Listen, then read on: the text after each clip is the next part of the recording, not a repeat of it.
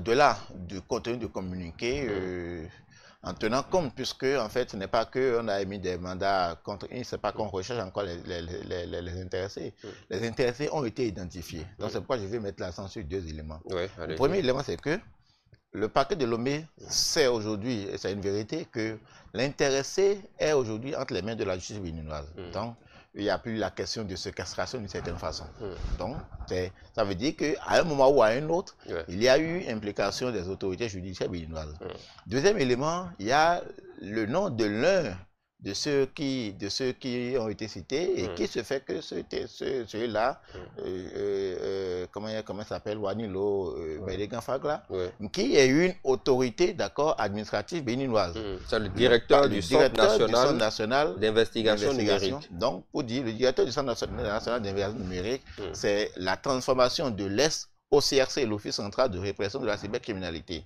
Et donc, c'est une haute autorité en matière sécuritaire au Bénin. À partir de ce moment, je me demande, est-ce que la position togolaise n'aurait pas été mieux orientée pour aboutir à davantage, en fait, de résultats? C'est-à-dire que il y a les autorités togolaises avaient deux voies. Soit la voie judiciaire telle qu'ils l'ont pris, c'est-à-dire la constatation d'infractions ayant eu lieu sur le territoire et la recherche des personnes impliquées. La deuxième voie, étant donné que ça implique en fait un autre État et qui, du plus, ceux qui ont été identifiés, l'un a été identifié comme patron d'une structure non moindre en fait du Bénin, est-ce que la voie diplomatique n'aurait pas donner plus de résultats et qui permet davantage de comprendre en fait ce qui s'est véritablement passé. Encore que nous sommes en fait dans un même espace communautaire, nous sommes deux pays transfrontaliers et tous avec tout ce que nous partageons, et je pense en fait dans beaucoup de cas il y a eu en fait quelles que soient peut-être les dissensions que les États peuvent avoir à un moment donné ou les personnes peuvent avoir à un moment donné entre eux, il y a en fait un certain nombre de dispositifs d'une certaine façon qui permet en fait la collaboration, que ce soit policière ou judiciaire.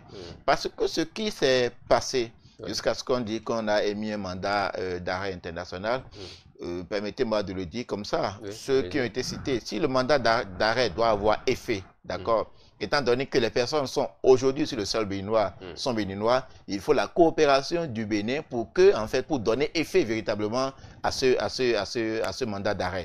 Et donc, si on l'a pris ainsi, comment en fait les autorités togolaises ou les autorités judiciaires togolaises espèrent d'une certaine façon voir en fait leur mandat produire les effets du droit si en fait on n'établit pas en fait cette collaboration, ce lien en fait, cette coopération judiciaire, ou bien si on ne tente pas de le maintenir.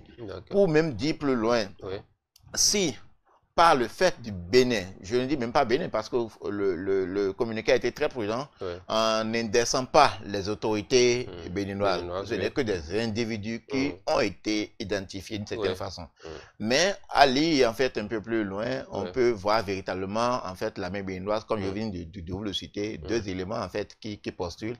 L'un est une autorité d'une structure très importante, et l'autre chose c'est que l'intéressé dont il est question, le frère Onvi ou Steve Amosou, est aujourd'hui dans les mains des autorités judiciaires béninoises. Donc à partir de ce moment-là, on peut établir en fait la coopération autrement que cela a été fait. Ça permettra davantage de comprendre en fait ce qui s'est passé, et que si éventuellement ce qui a été fait a échappé même aux autorités judiciaires béninoises en termes de procédure ou bien de vice de procédure, ça sera le moment de le constater. S'il y a en fait des arbitrages à faire au niveau diplomatique, ce sera aussi le moment de pouvoir le faire, toujours pour en fait maintenir, puisque vous savez, ce n'est pas que c'est peut-être aujourd'hui le Bénin qui a besoin, peut-être qui, comment dire, de cette façon, qui a intenté ou bien qui a ouvert en fait une instruction judiciaire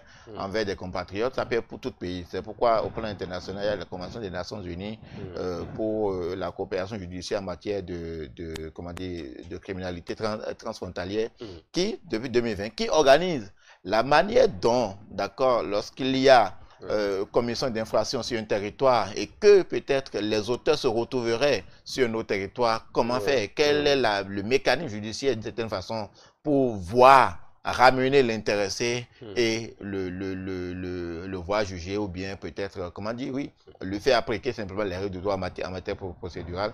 Si ça n'a pas eu cours, je pense aujourd'hui que véritablement la partie togolaise a mieux orienté en fait son action.